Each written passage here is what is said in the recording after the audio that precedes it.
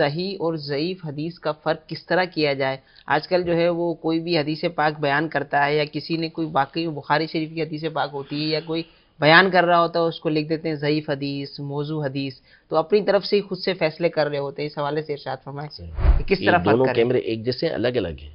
الگ الگ الگ الگ ہیں جی نیچے والا اس کا نام کچھ اور ہوگا، اوپر والا کچھ اور ہوگا، جی اس کی کوالٹی الگ ہوگی، اس کوالٹی الگ جی ہوگی، جی یہ کیسے فرق کریں گے؟ فرق مارکیٹ میں پایا جاتا ہے، ہر کوئی اپنے سمجھ رہا ہوتا ہے۔ نہیں، مجھے تو نہیں سمجھ آ رہا، دونوں ایک جیسے لگ رہے ہیں۔ اچھا تو چونکہ میری فیلڈ نہیں ہے صحیح اس لیے مجھے نہیں معلوم کہ کیا ہے۔ تو جب آپ دو کیمروں کے درمیان اس طرح کا فرق نہیں کر سکتے، حالانکہ آپ نے اتنا کچھ پڑھا ہوا ہے، اتنا کچھ سیکھا ہوا ہے، پھر بھی آپ فرق نہیں کر پا رہے، تو ظاہر ہے کہ جس کی جو فیلڈ ہوگی وہ اسی کا کام ہوگا نا۔ اب حدیث صحیح اس کی پوری ایک تعریف ہے، میں تعریف بیان کروں تو آپ پریشان ہوں گے۔ میں مثال کے طور پہ کہتا ہوں، ماشاءاللہ بڑے پڑھے لکھے لوگ ہیں، کیمرے کا فرق بھی ان کو آتا ہے۔ متصل سندہ بنقل عدل ضابط عن مثلہ ولم یکن شذا ولا معللا، یہ حدیث صحیح کی تعریف ہے، جس کی سند متصل ہو، عادل و ضابط راوی ہوں، اس کے اندر کوئی شذوذ اور علت نہ ہو۔ اب ظاہر ہے کہ یہ کیا اس کو سمجھیں گے؟ حالانکہ سمجھنے کی قدرت رکھتے ہیں، لیکن کب؟ جبکہ اس کو سیکھیں گے باقاعدہ۔ اور پھر ضعیف کے بارے میں کہوں کہ جس کے اندر حسن کی صفات نہ پائی جاتی ہوں تو اس کو جو ہے وہ ضعیف کہا جاتا ہے، تو یہ کہاں سمجھیں گے؟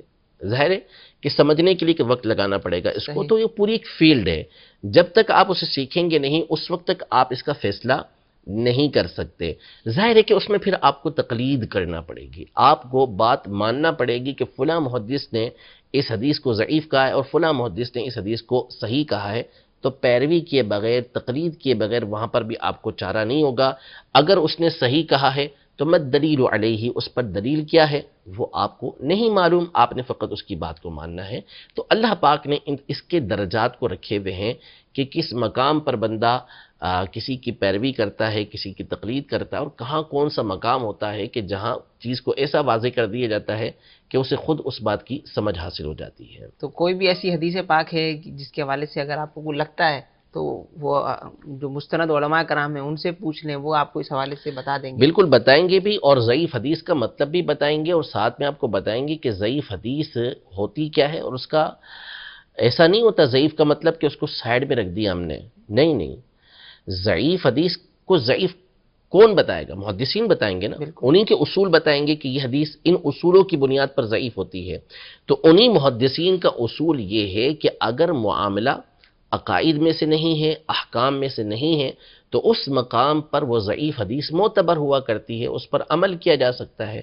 تو جو محدثین اس حدیث کو ضعیف بتانے کے اصول بیان کر رہے ہیں، وہی محدثین یہ بتا رہے ہیں کہ ایسی ضعیف حدیث کو آپ فضائل کے اندر جو احکام نہیں ہیں، جو عقائد نہیں ہیں، اس مقام پر آپ اسے استعمال بھی کر سکتے ہیں، اس پر عمل بھی کر سکتے ہیں۔ تو بات تو پوری مانی جائے گی نا، ادھوری تو بات نہیں مانی جائے گی۔